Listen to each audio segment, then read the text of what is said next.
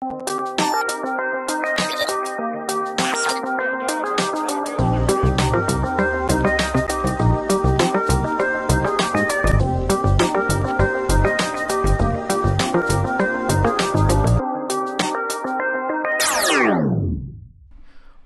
to Spaces Between, a podcast about bringing gamers closer together. Today I have a special guest, Liz Davidson. What's going on? Hey, it's good to be on here. I'm finally invited to this podcast. I'm excited. It's going to be super awesome. Liz does all sorts of stuff all over the place, but one of the main things she does, or one of the cool things she does, is she does a bunch of different reviews here on the Dice Tower, and she does a lot of like solo games. I mean, I know you play other games besides solo games, but lots of interesting takes on that stuff. Yes, so I am a solo game reviewer. If it is not a solo game, I probably won't review it, but that doesn't mean I won't play it. In real life, I'm actually an omni-gamer. I'll play anything. I have a game group. I run a game club at the school where I work, and I'm always looking to get games in. But in terms of limiting what I do for the internet, solo seemed like the most rational choice for me. Yeah. I know the first time that I saw you was on Token/Throat Punch Lunch. Like we were part of the crew there on you're like almost on like a ton of the episodes, so it was pretty cool to see you for the solo stuff.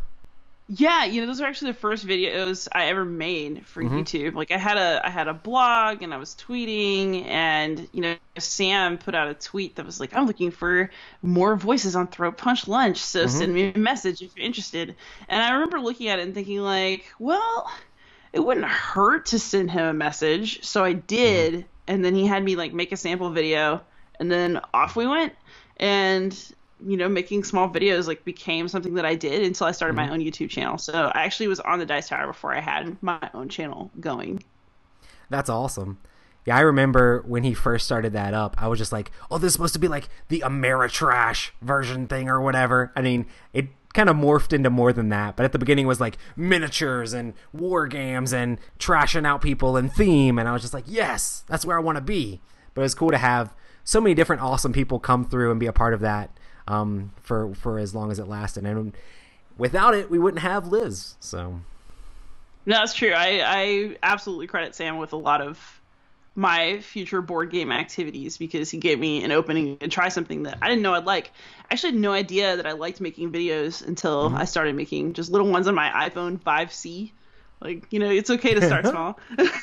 I agree. Like, I think it's so crazy. Like, there's a lot of people out there like, I really want to get into board game media. What equipment should I get? And my advice half the time is like, start with what you have. I mean, you could like you said, you were doing like vlogs and tweets and stuff like that. You can do blogs and stuff like that. You can start recording short little videos. I have tons of people that have like started doing board game videos through like Favorite Game Friday, where it's just like you say the name of a game and you get comfortable saying the name of a game, and then you make like a 2-minute video for this other thing, and then you start making reviews because you want to make more and get your voice out there. You can start at any point, basically. Oh yeah, well, I mean, I have like an actual tripod now, but so when I first started, so I had this like desk lamp, and I like basically rigged like a little iPhone tripod to that to get like the top down view that I wanted. It was so sketchy, like it was very precarious, and I had to use like pencils to prop the phone up enough to be at the angle that I wanted, because I couldn't afford any equipment. I still pick everything up piecemeal, just bit by bit. And, it's been all right. I mean, people still occasionally like, oh, this camera quality, or like, oh, you need a better microphone. But you have to start somewhere. And if you don't start, or you're always waiting to have the perfect equipment, like, what are you going to become, a news station before you make a video? So yeah, I know there's a lot of people out there that like try to spend all the money before they even start, and they don't even know if they're going to like it or not. And honestly, yeah, you want to have good quality, and yes, you want to have like good production, but you can start where you're at and build up and learn. And the thing that's honestly more important is personality. I feel like people are going to want to like follow somebody or like come back to videos for more than just the information, but the person behind it. I think that's one of the reasons that the Dice Tower has been so successful, is because they've grown to love like Tom's Ham and Z, and like grown like been like, man, these guys are like a part of my gaming like things that I watch every week, or every day. I mean, because we put out content constantly, and the fact that you're coming back and like you learn more about like where they came from and the story behind it, and like, oh man, he always likes this kind of game, or she likes that kind of game. You start to like become more of like almost a fan of that person as opposed to just following them for information all the time. I don't know. Yeah, and that's actually something that I'm still processing. You know, my channel's small. I hit 3,500 subscribers recently, so like I'm still on the small end of board game channels, I think. Well, at least who I'm looking at, right? Oh yeah, for sure. I mean, everybody starts at nothing, and then you just kind of grow at the pace you're going to grow. But you know, you know, even at PAX Unplugged, where we were 2 weekends ago now. Yeah. I would go back in a heartbeat. That was really fun. But you know, it's really interesting to have people actually recognize me, be aware of the work that I do, and want to talk to me about games. I think that's really exciting. It's one of the coolest things because, especially because I do solo gaming, like you feel alone a lot of the time, except for the comments that you get. And then you go to a con and there are people like, hey, Liz, did you play this yet? It's like, hey, what? I have a friend I didn't even know. This is awesome.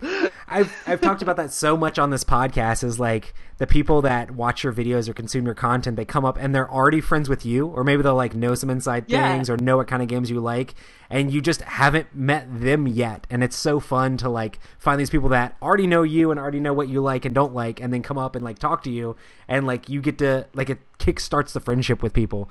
And I love the building relationships aspect of board game media. I mean, that's the whole reason the Dice Tower has a booth at all these things, so where there's a place people can come to find us, and like we do silly stuff like do promos and sell all that stuff so we can help support us having a booth there. But then at the same time, we'll like be rolling dice. And I mean, you were in the Dice Tower at our thing, and like at the end, Tom was just like, and you win a playmat, and you win this, and you win that, and it's just so much fun. He's like, you would think that word would catch on that like at the end of the con, the very last day, that we're just throwing promos at people. But every single time, people are just shocked by like, oh my goodness, Tom's crazy. You know, it's fun. Yeah, and you know what's interesting is, you know, I'm a solo gamer, so people joke that means like, oh, antisocial, like, oh, you don't want to play with anybody, but that's actually not true. I mean, first of all, the One Player Guild, I believe, is the largest on BGG now. So we play alone, but then we socialize about it endlessly. But you know, it was also really cool to connect with other people who make solo videos. So I spent a bunch of time with, you know, Mike Kelly from One Stop Co-op Shop and Peter Goosis, and, you know, running into, you know, other people who love to play solo, Jason Perez from Every Night is Game Night. And so we meet up, and it's so fun to just connect with your people who like to play games the way you like to play them. And it's such a renewing thing. Like, it really makes me feel jazzed up about games all over again. Yeah, for sure. Is there something that really drives you to want to play games solo? Is it the ease of getting a game to the table, or is it just like hard to find a game group sometimes? Or what do you think is the best part about like soloing, or what makes you feel like you identify more as a solo gamer? So it depends on what I'm in the mood for, but what I find is that solo gaming always has something that I want. So you can either play something very puzzly, which I think that there's a lot of really good solo games that just present interesting puzzles. And in that sense, it's no different from doing a crossword or, you know, solving a mystery from a novel or something. But I also really like to play thematic games by myself. And part of this is that, honestly, I'm selfish. I like to play what I want to play. And, you know, one of the things that's hard about a game group, right? Everybody wants to play what they want to play, and they all brought a different game. Right. So playing solo means that I always have a place to play what I want, and I make the in-story decisions that I want to make and see what happens. And I don't have to sit there, you know, well, I guess we can go that way because it'll make you happy, and I'm trying to be polite right now. You don't have to alpha game somebody else? I mean, I'm not necessarily an alpha gamer, but I like to drive. You know, if it's something like, I don't know, like Legacy of Dragonhold, right? Like, I want to do what I want to do. I want to go where I want to go. Or like, even something like I don't know, Gloomhaven. You know, I like to do things at my pace. I want to play when I want to play. I don't like to have to wait around. Actually, I think one of the reasons I'm a solo gamer is because I'm so open to doing other things by myself too. This all started probably when I got some money in college to go to Berlin and like study some German one summer. And we were all just hanging out, and we agreed that we were going to go to Paris for one of the weekends because we didn't know when we'd be in Europe again. And we all thought this would be a great idea. And then one by one, people started dropping off of the Paris trip. Oh, wow. Until it was just me. And I was like, you know what? Screw you guys. I'm going to Paris. And I went by myself. And you know what? I had a blast. And, you know, there were restaurants that I wanted to eat at, museums I wanted to go to. And from that point, it was like, well, I'll just go to the restaurant. Or, like, I'll just go to the museum. I don't have to wait for other people to do what I want to do. And so, like, I will absolutely go to the movies by myself. I will absolutely eat at restaurants by myself. Like, I don't have to do these things. You're like, I'm independent. I don't need you. I can make it happen. Right. Well, I mean, you can't spend, you know, your whole life waiting for other people to be ready to do the things that you're ready to do. And, you know, I mean, you know, now I live with my boyfriend, and, you know, he's always down to go to the movies with me or whatever, but he's not always interested in playing a board game. So, you know, rather than wait for the next game night and hope that my game makes it up the queue, I'm just going to play myself. That's awesome. I've recently been playing some solo. I played through a ton of Marvel Champions. I think you said you like that game too, right? I do. I really like it. I'm totally just like, so there's a local game store here. I'm just on the dole now. I'm like, just order everything for me. Pre-order it all. That's awesome. I just my review's going up tomorrow, which by the time this actually comes out will be like a week ago. But I just did the review for the Captain America and Green Goblin or whatever set, like the new things that just came out. And I'm so excited. Like, it just makes me want more of the game, just 'cause, like, new content. Because you can bust through that game solo. It's not out until Friday. Right. I mean, I work at the Dice Tower. I know, but see, no one sends me this stuff. You're just fancier than me. No. Technically, they sent it to Tom, and Tom said, "Roy, I need you to do this video," which is actually super exciting because my job is to edit the reviews normally, but I'm a really big fan of that game, and I know the game a lot because I played it a ton solo. So he's like, "Hey, I think you do really good at this. Here, review these," and I'm like, "Yes, please," you know. So I played with the Captain America stuff, and I thought it was really cool and slightly different, but the Green Goblin stuff is really crazy, you know. They're definitely mixing up how the game works. Yeah, it'll be fun, and it'll be interesting to see how the game goes progressing forward. I love cooperative LCGs because you don't have to, like, keep up with a meta or, like, buy all the packs, like, right away. You can buy them at your own pace, you know. Even if you're listening to this, like, a year from now and there's tons of content out, you can still buy just the base game and play that and still have a good time, you know? Yeah, where if you're playing, that's how I ended up a solo gamer in the first place. Well, I was a Magic the Gathering player a lot, and then I was like, I can't afford this. So then I decided to do something else that I couldn't afford and start the Lord of the Rings LCG. But you don't have to, like, buy all of it. Like, you can buy just the base set. And, I mean, my philosophy with these are always, like, when I have played the current stuff I have enough, then I'll buy the next one, you know? Yeah, exactly. The only thing that's hard now is that there's 3 really good ones out. Like, I love Lord of the Rings theme. I like the Arkham gameplay, but I like Marvel fine, but what I like about Marvel Champions is I like that the base box is already really good. Yeah. And I'm curious about how it's going to develop. And I'm a Sentinels and Multiverse player. Like, I love Sentinels. I have the giant box with everything and, like, all the foils and I've been, like, a years-long devotee. So I'm wondering if actually if Marvel Champions is going to be the thing that finally surpasses that for me or not. I'm curious. Yeah, it'll be interesting to see. I mean, I'm the same way, but with Legendary. I have, like, everything for Legendary. And, like, Marvel Champions is, like, Legendary with Lord of the Rings with Sentinels of the Multiverse is kind of what Marvel Champions is, like, all that stuff mixed together. And it's just kind of like, how do I play this? And I feel like since you used to play Magic, I feel like if you're that CCG Magic type player, that's the kind of player that would really like that sort of solo / cooperative game, you know? Yeah, well, I love deck construction. And I love deck building games. Like, basically anything that lets me feel like I did something smart with my cards, I particularly like. So what I'm liking so far is that every hero feels very different, that you can change your decks up in Marvel Champions in interesting ways, and that there's going to be more opportunities for customization as more cards come out. So I'm looking forward to it. I think for me, I like the Arkham LCG more than Champions as far as the gameplay goes. But the fact that it's like scenario based and you have to get everything in a certain order, sort of, it makes it not as simple to get into as I think Champions will be. Because Champions, you could just throw something on the table and play it, you know? Yeah. And it's like, yeah, I can in that one, I feel like you'll just be able to buy a bad guy set and just play it. Or buy a hero because, hey, I want to play with Thor today. Or, hey, I want to play with Captain America today. Let me buy that pack, and then you can just throw it on the table and play it. And they actually are coming with like complete decks in each one. You don't even have to deck build. So you can play with the deck that they come with, learn how the cards work, and then deck build off of that, you know? It makes it kind of interesting. Right. Yeah, I can see that. Yeah, I mean, it's also, I think, going to make it more accessible in the sense that you won't feel like you're behind as much because you can just pick up the base box and a current thing instead of the base box and the next thing that came out after that.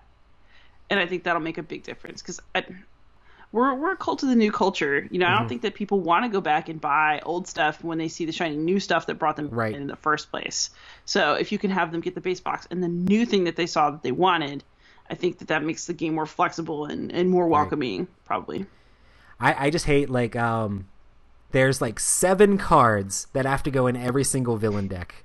Like, 7, like, the basic villain cards. And I was like, man, if they make a promo of that or, like, did something where you could just get those separately and then you could just have a whole bunch of villain decks already built, that would be really nice. Or I was, like, thinking, like, maybe I should sleeve it and just make extra copies of those cards so that way I can just leave a whole bunch of villain cards together, but that's a ton of sleeves. It's like, oh man, it's too much work, too much money to spend on just the convenience of being able to throw a villain deck out and be like, it's ready, you know? I don't know. Yeah, I think about that a lot for the Dice Tower library too, because we have all of it in the Dice Tower library, and it'd be nice to not, like, if somebody's coming new to the game, it's like, oh, how do I build a villain deck? Well, it makes it a little bit more confusing, you know? Yeah, like, oh, here's a villain deck I have ready for you. Would be much more convenient, it's true. Or you can be like, hey, you want to play Rhino, you want to play Ultron, you want to play Green Goblin. They're all ready to go, you know? And as opposed to having to be like, how do you build it, you know? One complaint I do have about the Marvel Champions box is that Fantasy Flight has such nice components. Why didn't they have dividers? Just little character dividers? What I did is I cut out foam core and put it in those things, and I think they actually purposely made it for foam core to fit in there, because I saw where somebody from Fantasy Flight tweeted at one of the Sadler brothers or something like that, and they're like, oh yeah, we did a lot of work to like make it so that worked. And it's like, how are people supposed to know though? You know, it's like, oh, you did a lot of work and these foam core things fit in there perfectly, but how are people supposed to actually know that that's actually a thing? And are you guys going to have some sort of promo later that fits in between there? Because currently it's just your cards are going everywhere until you do something about it, you know? Yeah. Oh yeah. Yeah. So my baseball highlights box is finally full. So the one thing I got myself on Black Friday that I'm really excited about was I finally like bought all the expansions and starter teams that I did not have. Oh yeah? For baseball highlights, and then I sleeved everything and I got it all to fit in the original box. Wow. And like sleeved? That was my project. Well, it's a deck builder. That's metal. I mean, that it all actually fits in the original box sleeved. That's pretty hardcore. I know. I'm thinking about doing like a reboxing video. I don't typically watch or film unboxings, but I was thinking about doing a video just showing like, look what I managed to fit in here. I'm pretty sure if I did a reboxing video of some of the things that I get to fit in there, people would just be mad at me. It's like, that's just a bunch of baggies thrown in a box. Like my Rising Sun is just like, I put all the characters in little bags and threw them all in there, and then just threw all the miniatures on top of it and shut it all in one box. I'm like, I don't want to put this in a bunch of different boxes. And people would look at that and just be like, that is a nightmare. I need to do that for Street Masters too. Do you have Street Masters? No. Oh my god, so I love it. It's a fantastic game. I'm not saying, oh my god, like I don't like the game, because I really like the game. I'm so happy to have all the Street Masters things. But speaking of Sadler Brothers, right, Street Masters is their kind of like Double Dragon, Senseless of the Multiverse, Love Child game. Tactical fighting, modular decks. Love it. It's fantastic. But there is so much stuff for that game now, and I need to figure out what to do. So the Aftershock box is enormous. I think what I'm going to do is I'm going to see if I could just put most of the miniatures into baggies and just dump everything Shove into it one all box. in there. Like cards. I have very limited real estate. I love the game, so I got to figure out how to store it in a way that's going to make it work for me. I guess that's one of the things is like when I used to live in North Carolina, I had a lot more space, and now I'm in a condo down in Miami. Real estate is more expensive. We have a much smaller place than I used to. I used to keep all the expansion boxes and have them all set together and all like look nice on my shelves. And I've pared down my collection so much I had to throw away all the expansion boxes. I shove everything in the core box that I can, and I don't like it as much, but I don't have the space to just, you know, keep empty boxes or boxes that aren't holding things properly, you know.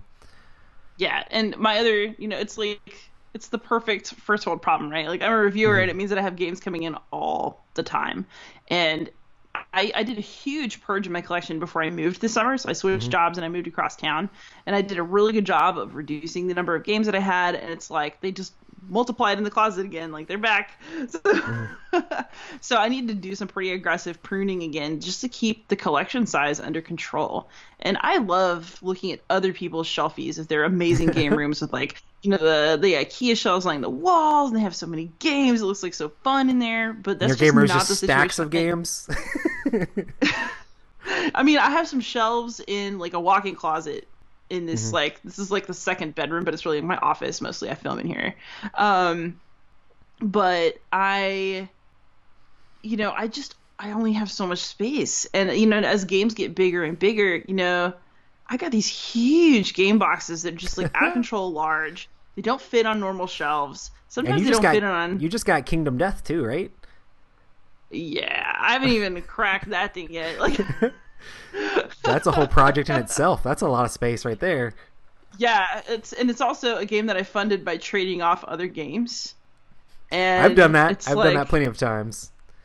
You know, I feel like I just replaced all that shelf space that I freed up with this game.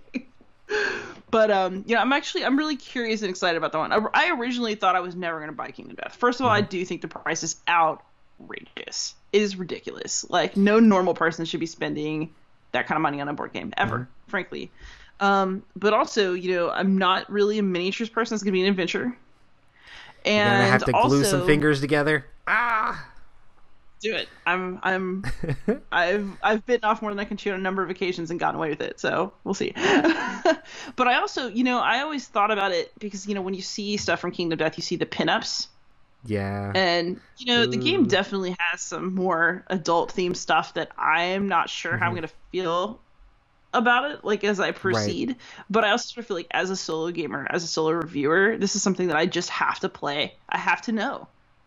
Because I've heard good things about the game itself, but I wonder, I mean, it's so hard, like with these Kickstarters, you know, people invested so much into it. It's like, do they really like the game because they feel like they have to like the game?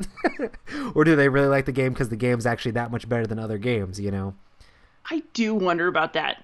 Like, whether there's a sunk cost aspect to things that makes you want to love that game because you want the purchase that you made to be worth it.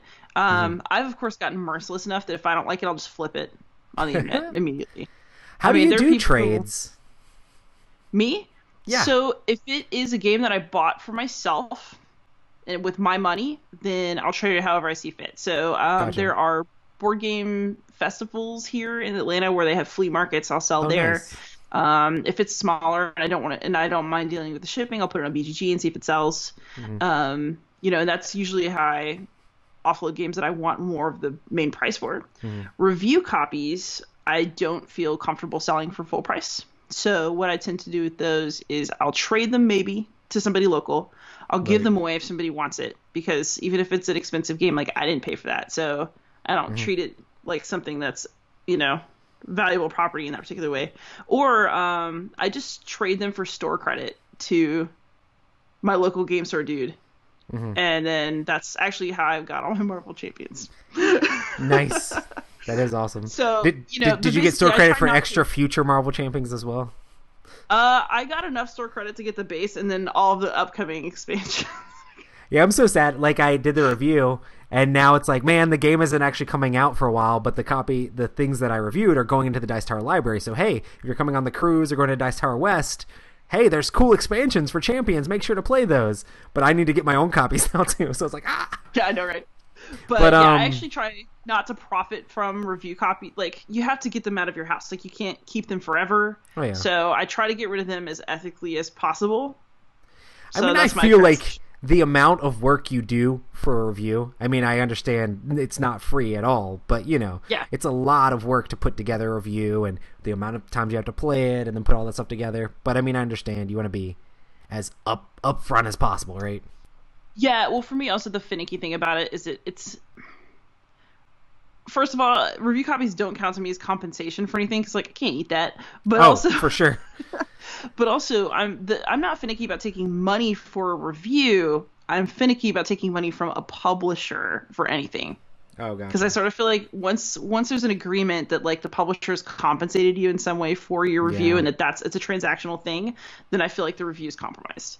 So sure. I do my best to eliminate that as much as possible, because it matters to me.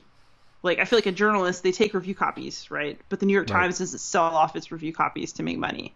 Yeah, for sure. So. And honestly, just being honest is the main thing, right? Honesty. Yeah. If a game sucks, it sucks. And sometimes games suck. You know.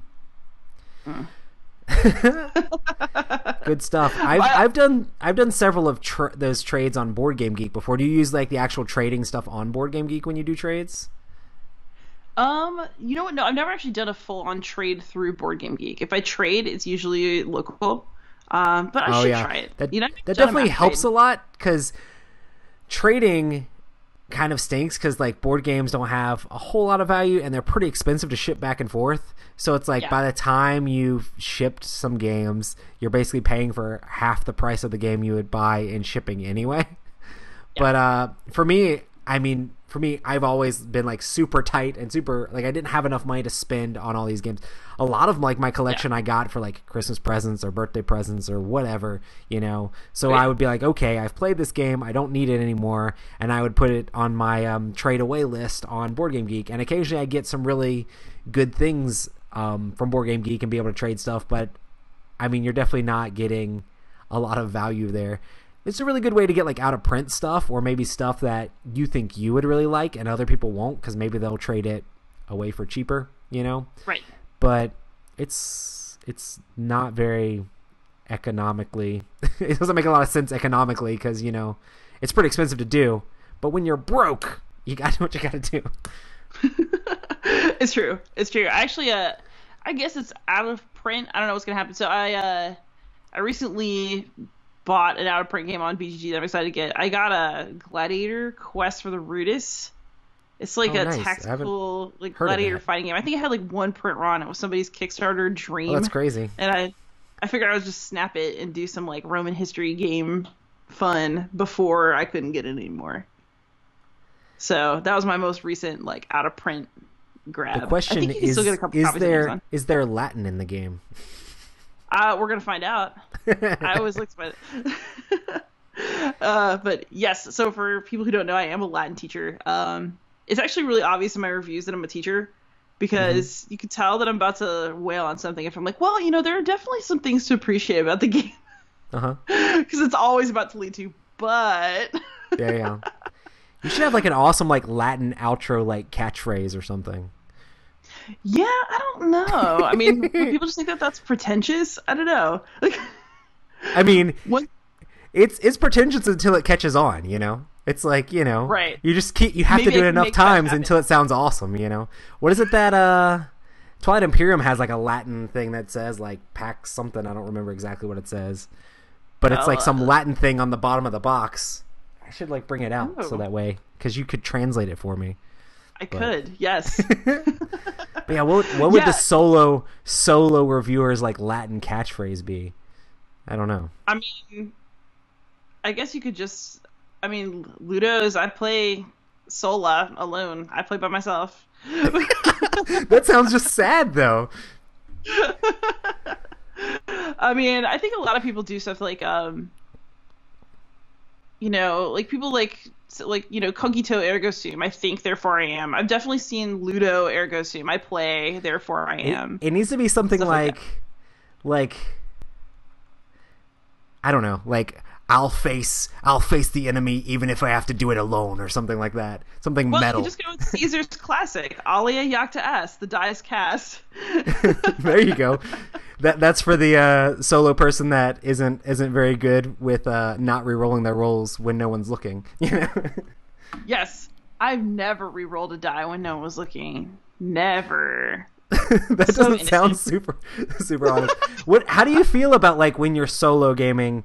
Like, have you ever?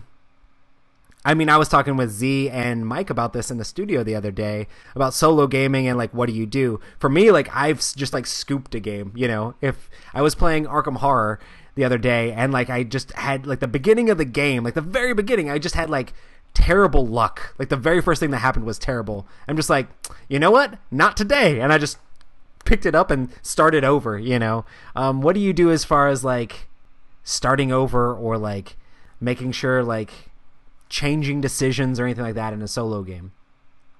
All right. I don't think there's anything wrong with just starting over. Like if things are going bad. So the thing is, the main point of games, right, is to have fun. Mm-hmm. And so if you are not having fun, why would you sit there and like not enjoy your game? It makes no sense. It makes no sense. So I don't mind having a bit of bad luck because it can be part of a story and it can be part of the drama. But if you're just starting out and it's like just it's already going bad, it's like nope, scrap it. I also think that especially when I'm learning a game, I'm completely okay with just retconning things and taking like let's rewind, let's play it out a different way. I don't think there's anything wrong with that, especially in your earlier plays. Because, I mean, it makes sense, of course. You know, when you're learning and you want to see how things work and you're kind of poking around with the rules, you're going to do things that you didn't intend to do. You're going to miss something. And, you know, I'm also forgiving in face-to-face games with new players. I think when you're experienced, you know, it's different. But if you are just learning or if you're by yourself and this is really more fun for you, I think you should do what's more fun. There's no one looking over your shoulder who's like, ooh, you know, did you play a solo game the wrong way, not as instructed? Oh no, I mean that happens. You better not have logged that in BG stats, or it's untruthful. You know. Oh no, yeah, I get a whole lot of like, at 13 minutes and 23 seconds, you did this, and I'm like, yeah, I probably did. So I'm sorry, but we were saying that retconning stuff is good as long as no hidden information has like no extra hidden information has been revealed, like something you wouldn't already know. Like I was playing. Champions, Marvel Champions, and I was playing out my characters, and then I was like, crap, this says I played out an ally and like discard 2 cards, and I was going to put out another ally and use a discount that a card gave me, but I'm like, oh crap, that card says it gives me a discount for the first ally I play. Okay, I play that one first, now I play this one. So sort of like, oh, I missed a rule there, let me go back and fix that, but there was no new information. I didn't draw any cards or didn't get anything new. I just did things in the wrong order. So it's like, okay, let me do it in this order because it actually makes more sense, you know, that sort of thing. Yeah, I mean, I would see that more as thinking through the problem as opposed to, you know, doing something wrong. I think that I took my hand off the card. That's chess rules, right? If you take your hand off the card, you can't put the card back in your hand. What? I don't think that applies. No one's there to see. It's okay. Yeah, but I mean, I am probably even more strict on myself when I'm like streaming something. It's just like, well, I'm failing this one. I'm not gonna like scoop a game when I'm streaming it or something, or people are watching because you know. Well, guys, this sucks. See you later. I'm gonna take my dice and go home. Yeah. No, when it comes to filming, I just let what happens happen because I sort of feel like, you know, the other thing is that, you know, I win a lot of the games that I film, but I lose a lot of them too, and I think that that's good for people to see.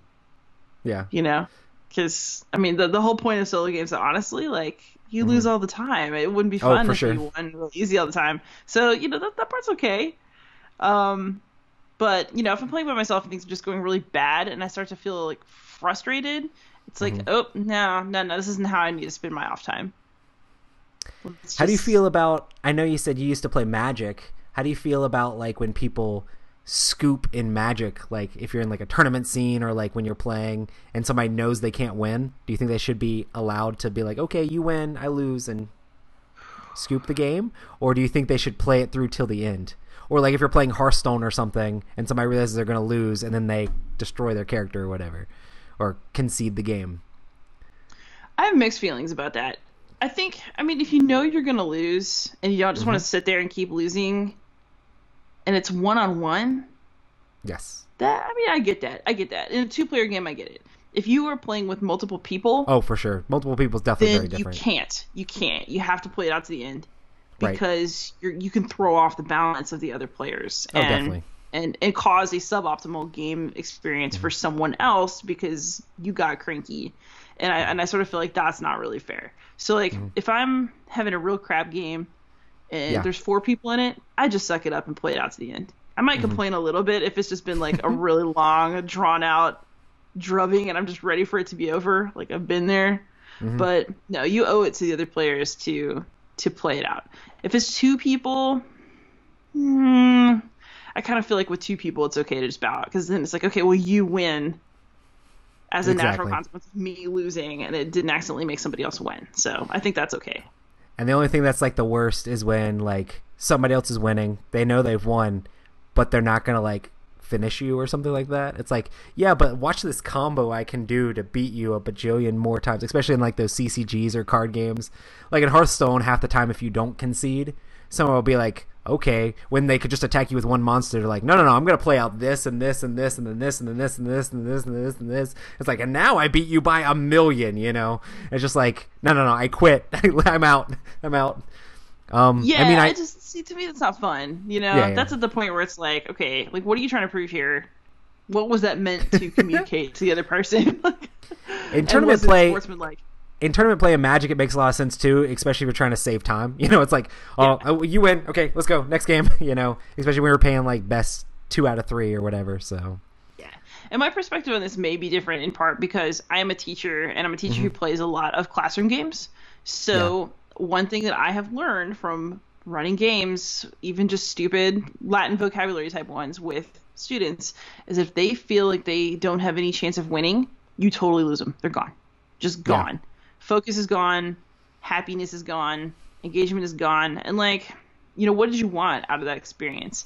So, you know, letting kids who are the ones who either have the advantage that time or are just really quick, you know, I try to choose games that give other people chances at winning or that don't last so long that somebody just gets a total drubbing because it's not fun. And if it's not fun, what's the point of playing? Like, if you want to go have some sort of hyper-competitive, like, chest-beating experience, like, okay, I guess, but make sure that's what the other person wants to. As a teacher, when that sort of thing, do you, like, do something like retcon something mid-game to make it so that way the students get re-engaged or whatever? Like, I guess me and Emerson were actually talking about like games where like you have small point gains at the beginning and then the point gains get bigger and bigger towards the end of the game. So at the end, it's still like anybody's chance, you know, that sort of thing. Yeah, I like catch-up mechanics. I also, frankly, play games that are inherently unfair, where you can just get unlucky, but the kids don't actually know what their score is until the end. So, like, a lot of language teachers play this one called the Lucky Reading Game. And you divide the kids into groups, and you have them come up and, like, answer questions. And if the representative of a group gets a question right, you just hand them a playing card. But they don't know how much each of the cards is going to be worth until the end of the game, when you put up, like, a PowerPoint slide that shows them how to calculate their score, and you can tweak it. So they don't actually know how they're doing. Or you could have somebody get a whole bunch of right answers but not get that really high scoring card or card combo. So there's that element of luck that for some reason just makes classroom stuff more fun. That's cool. You know, or you know, the other thing is that honestly, if a game is really starting to get lopsided, I just call it. Just like, you know, what we were talking about, right? I don't sit there and let that play all the way out because all that's going to create is annoyance and, you know, kids who aren't sitting there learning Latin because they're sitting there stewing. And that's not a good look. Yeah, for sure. Yeah. It's interesting, the crossover of like teachers and teaching and people who enjoy board games. I don't know. Like there's a lot. Like, I mean, you're a teacher. Tom was a teacher. Sam was a teacher. Z was a teacher. Yep. Like, Mike was a teacher. Mike was a teacher. Like everybody's a teacher up in here. I mean, I know there's tons of other people out there who like enjoy teaching and have done teaching and they have a huge passion in board games. It's very interesting, I think. Yeah, there are a lot of gamer teachers. I don't know what that is about, but I'm all about it. I I think part of it is just that teachers like to be mentally engaged, and we're always looking for ways to engage other people. And I think gaming seems natural in that way. So I solo game as a way to kind of blow off steam. Like, believe it or not, I think, especially if you meet me at a con, right, you think I'm totally extroverted. I'm actually exhausted by people sometimes. And so one of the other reasons I like to play solo is it's a recharge thing where I can do something with my mind without having to interact. But, you know, I also like to interact with other people. And I think the reason my channel exists actually is that, you know, I want to make games easier to access for other people. So I feel like making the video means that if you like my teaching style and it works for you, then it'll make it easier for you to pick up games.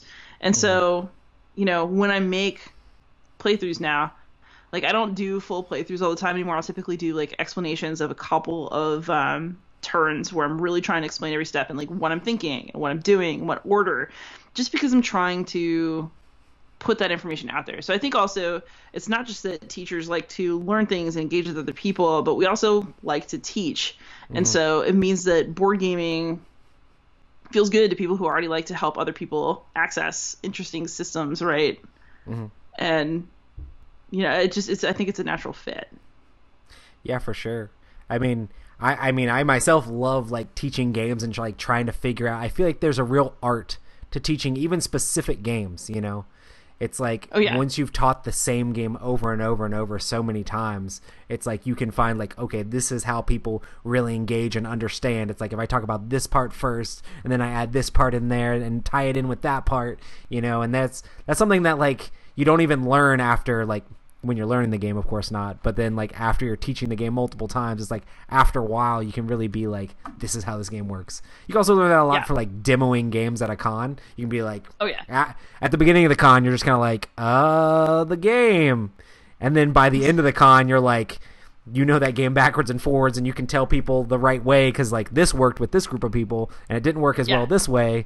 It's very interesting. What do you think about like the art of teaching a game? So I actually take it very seriously to the point where sometimes I hesitate to bring a game to game night if I don't feel prepared to teach it. I get really anxious about it in a lot of ways. I feel like it's so important to have good game teachers. And I think the reason for that is honestly, a game is only as good as your first learning experience of it. Right. Especially now where there's so many games to play, people always want to play something new. It takes a good experience the first time for you to want to come back to a game. And, you know, I mean, I think that there are a lot of people now who will blow $75 on a game on Kickstarter. They play it twice and they're done. And maybe they trade it on. And I like to have a longer term relationship with my games. Yeah. And I do believe, though, that if you're going to like a game, you have to set the relationship up right, which means that, you know, the teach, I know some people hate that term, but the teach has to be good. And it's really important not only to get things in the right order, but for the person who's teaching to be in the right mindset and have the right attitude. Because if you can't make that game fun, if you teach it like it's a chore, if you get up somebody's butt because they made a mistake, you know, every single little thing that you do in that vein affects that person's first experience of a game. And if they're new to your game group, it affects their first experience of you and of whether a group is welcoming. You know, teaching is about so much more than making sure that the rules get across. I actually, you know, in all the conversations that we have about gaming and accessibility, I really think that a lot of it comes down to who is teaching that game and what is their attitude like and how do they handle it when somebody makes a mistake. How do they handle it when somebody's confused? Like, do you get frustrated or do you find a way to loop back around and be patient? All of those things really contribute to somebody else's experience of gaming and of you. And, you know, it's actually it's a way more important job, I think, than most people realize. I like when I teach a game, I like to know it so well that I don't need like the rule book out at all, and I don't have to ever like read from it and stuff like that. Like, I like to really know the game like well, so that way I can be like, this is how the whole thing works, you know. And it's the hardest thing ever when like people put a game on the table. And I mean, I had an experience with this with family a little while back. It's like we put the game on the table and like immediately open the rule book. Like, I understand for setup. Like, setup, okay, open the rule. Setup is good. But like after that, it's like if we don't know the game at all, maybe we should read the rule book apart from game night and figure it out first before we how about we put something on the table someone knows how to play, makes it really hard to go from zero. Like I never bring a game to the table at zero. Like, and I'll do stuff where like I get the rule book, I read the rule book, I watch other people's videos out there. I'm like, hey, Liz did a video, let me check it out, that sort of thing. It's like that can give you a good grasp of how the game works. And I'll even do things where like, even if it's not a solo game, I'll set it up and like look at the pieces and figure out how things work, so that way when I actually bring it to the table or bring it to game night, I can teach it confidently.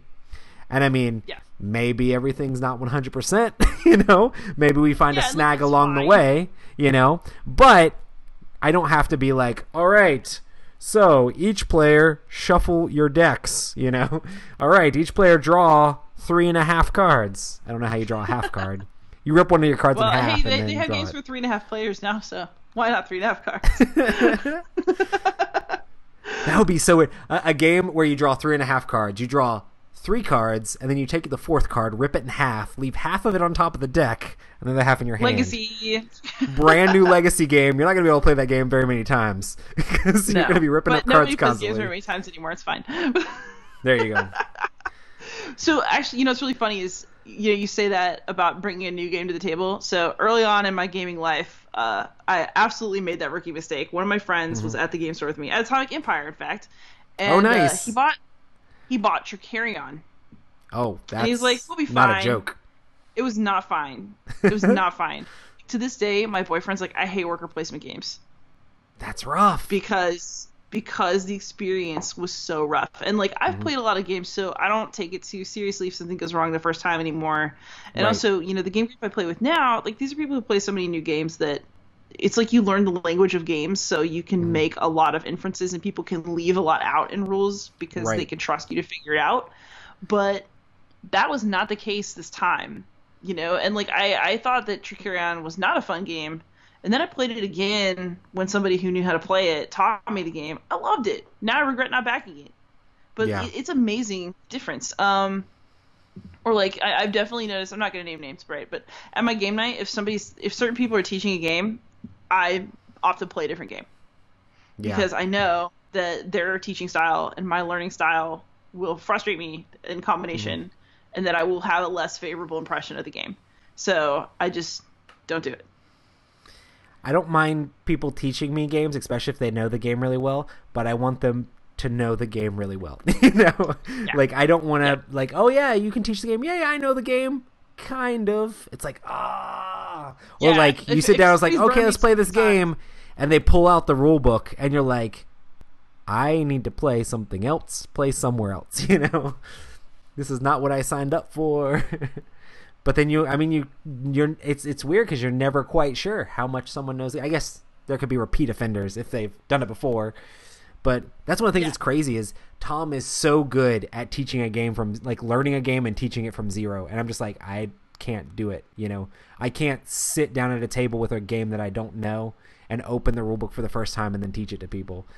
I mean, he's gotten really, really good at it and he can read really fast too, which helps, I think. But, it's crazy. I can do it for a light game, but, the more complicated it gets, like I learned Maracaibo this weekend.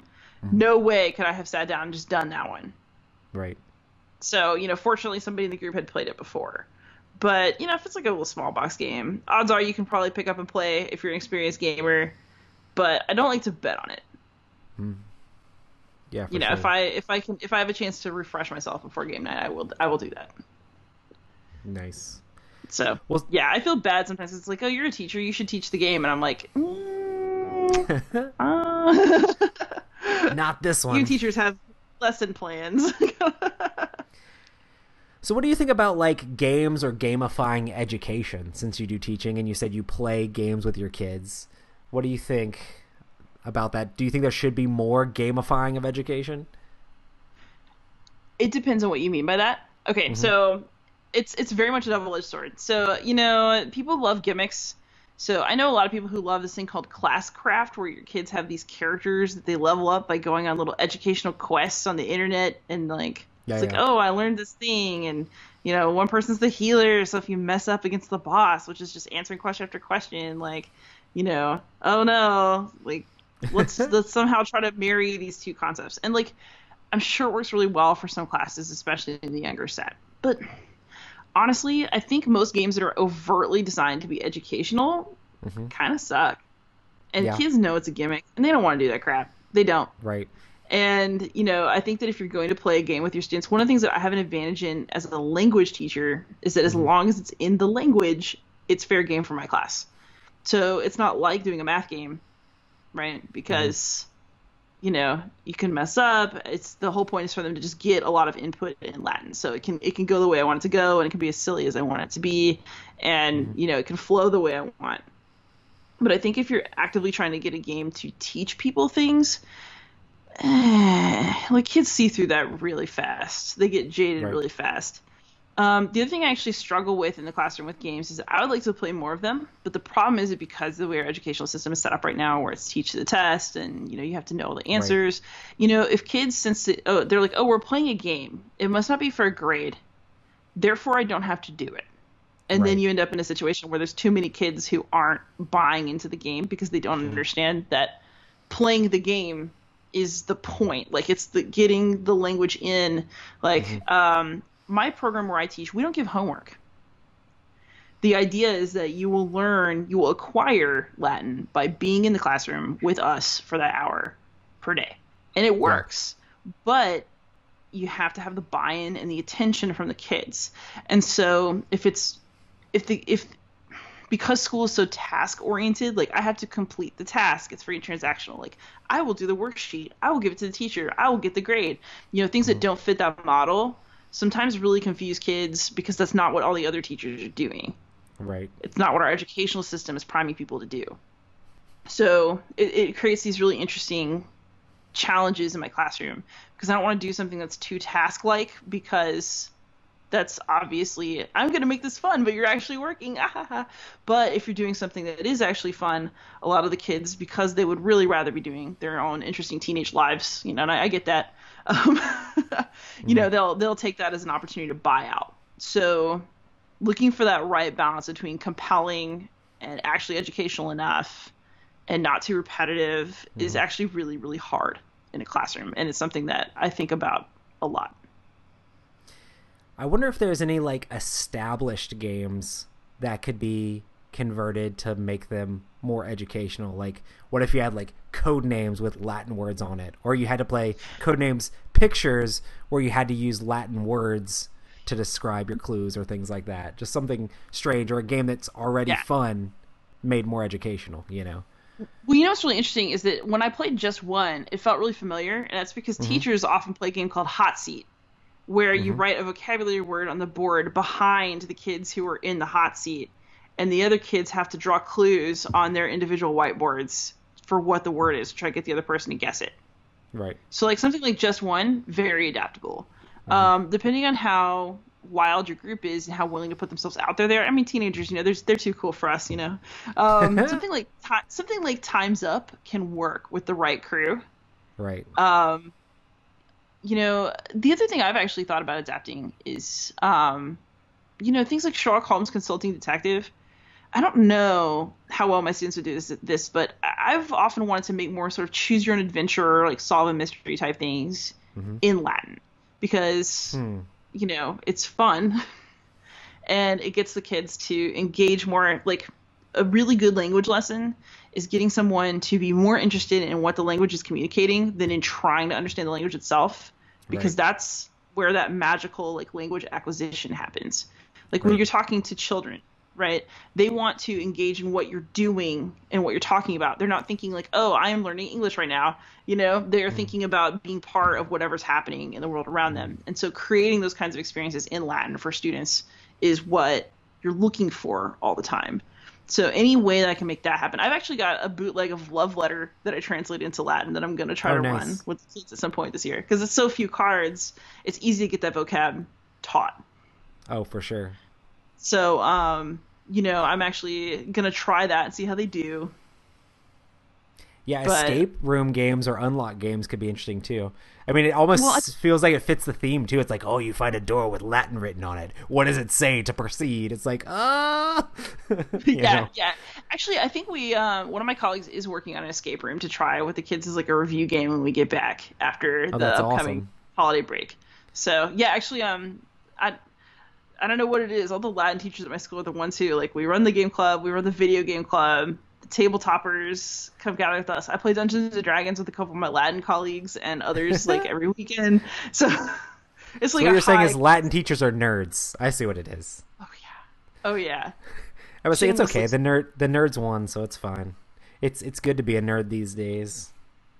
Yeah, I remember when I was a kid, it was not. It is definitely changed, and it is insane, you know? It's like back in the day, saying you played a video game, it's just like, oh, you play video games? Or, oh, I play Dungeons and Dragons. Oh, what? Do you play it in your grandma's basement? Like, it has shifted so much, you know? It's crazy. Yeah, it's really wild. You know, I wear contacts, but, you know, I remember when I got glasses as a kid, like, people try to make fun of me about my glasses. Now, kids wear glasses like as a fashion statement, and like they wear glasses that have no lenses or that have like prescription-less lenses. It's really interesting to watch all those things like become cool. It's fascinating. And like, you know, D&D is hot right now. Like it's crazy. There are huge groups of kids that gather to play it at our after-school game clubs, and you know, the kids put on their own Smash tournaments. And you know, it's one thing that's actually really interesting about tech these days is that I think a lot of people see a bunch of people looking at their phones and like they make all these memes and stuff about being isolated from each other and not actually socializing. But I think what's really happening is that our kids are hypersocial. They are constantly interacting through their phones. It's almost like they're so social they don't know how to be alone anymore, which is one of the reasons I value solo gaming as a thing. But you know, all those nerdy fandoms and stuff, like kids are finding each other now.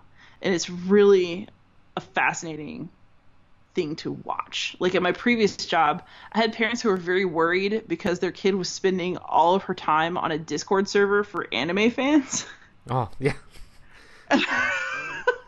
And they were like concerned. And I was like, no, she's going to be okay. She's going to be okay. I also talk to people on Discord. It's fine. And they're like, but these aren't real people. They're internet people. And it's like, yes, I have internet people. I am an internet people. It's really fine. It's something very interesting. I mean, I do wonder, like, how important... I mean, my daughter comes up, like, if she's not currently doing something, she's like, Dad, I'm bored. Like, what do I do? And I'm just like, go find something. It's not my job to make you not be bored every second of the day. And I don't know. I feel like sometimes being bored is good. Cause, I agree.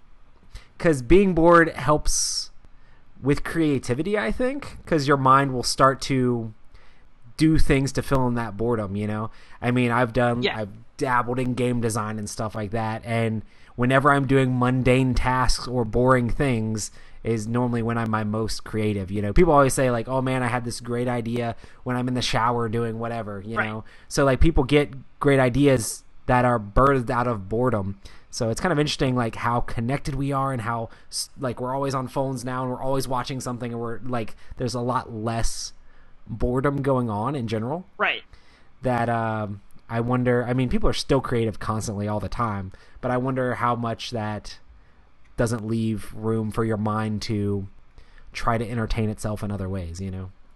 No, I definitely think there's something to that. I actually consider doing nothing to be an activity that has value, and it's something that I will budget time for.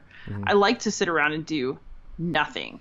And I mean actually nothing. Like no phone, not reading, not doing, just staring off into space. Because I think if you don't do it, like I think that's an important part of mental maintenance. And it's a maintenance that, you know, I don't think my students do. I don't think they know how to be alone with themselves. And so they're so creative and they're so fun. But I also hope, right, that when they have to be alone with themselves, that's an okay experience. Because I think it can be scary, you know, especially when you're coming out of the most social period of your development. Oh, for sure. And it's definitely good to just give yourself time to, like, think, you know? So, I mean, we're so... there's so many inputs going on at the same time. It's like, oh my goodness, I have to be on social media while watching a movie, while also like listening to an audiobook. I don't know that people actually do that, but it's like you got to be doing like 37 things at the same time to keep yourself from being bored. Sometimes it's good to just ponder and think about things, Yeah. Oh yeah. Well, I don't mind a little boredom. Having to wait for things. I don't know. First of all, like, all my most interesting thoughts come out of that. Mm-hmm. But I don't know. I also think it makes you appreciate what you have. There's been times when I've been like working on like a game design or on something, and I'm just sitting there thinking, and my wife, like Heather, will turn to me and be like, "Are you okay? Like, are you upset?" I'm like, "No, I'm just like working through problems or working through things in my own head." It's just like I'm just trying to. That's my thinking face. I'm like I'm playtesting right now by myself. It's just like I'm like, what mechanic works? What thing goes here? How should this thing work? And she's like, "You're just staring off into space." I'm like, "Yes, that is exactly what I was doing." Yes. So sometimes that's good. Like trying to mentally think out problems or being able to give yourself time to make that stuff happen is good, I think. Yeah. Oh, yeah. Well, I'll have a lot of time to do that this week. We're about to finals start tomorrow, which basically just means endlessly supervising children who can't wait to get out of your room. I mean, I actually really like most of my students to have a good relationship with them, but we're all ready to be done. So we just gotta survive the next few days. But, how long is it till Christmas break? This is the last week. Nice. So I just gotta make it through this week. And then I'm going to go to Texas for a week, and then I'll be here filming frantically for a week, and then back to work. Mm-hmm. So, one thing that's good about being a teacher is that you do get those breaks. It's just, people are like, oh, you're so lucky to have. No, you actually need them. Trust me, you need them, and they're never enough. I think everybody needs breaks to recharge and come back at whatever they're working on completely re-energized, Yeah, I would actually gladly take a shorter summer in exchange for a 4-day work week with a 3-day weekend.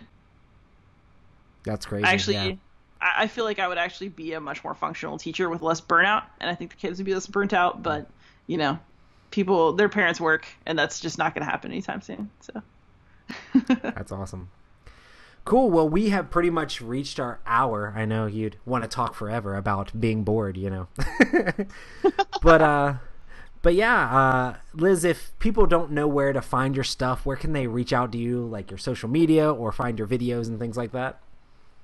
Well, I'm everywhere as Beyond Solitaire. So Twitter at Beyond Solitaire, Instagram Beyond Solitaire, also on Board Game Geek, and my website is www.beyondsolitaire.net, and I'm also Beyond Solitaire on YouTube. So I've managed to get the same username across platforms, reach out anywhere, and I actually will respond most of the time. So that's beyond awesome. Dun, dun, dun. Oh.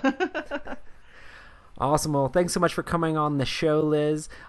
If anybody wants to check these out, of course, these come out on Monday on the Dice Tower. You can also check out the podcast on iTunes. Make sure to check out Spaces Between. I have all sorts of different episodes with lots of awesome content creators and designers and all sorts of different awesome people.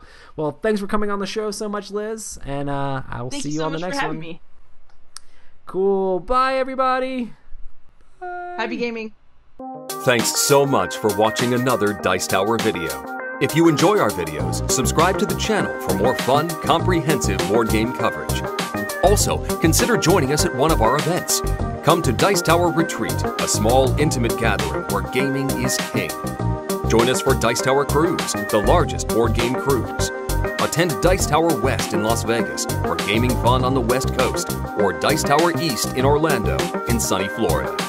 Dice Tower Conventions, the friendliest gaming conventions on Earth. I'm Eric Summerer, and you've been watching The Dice Tower.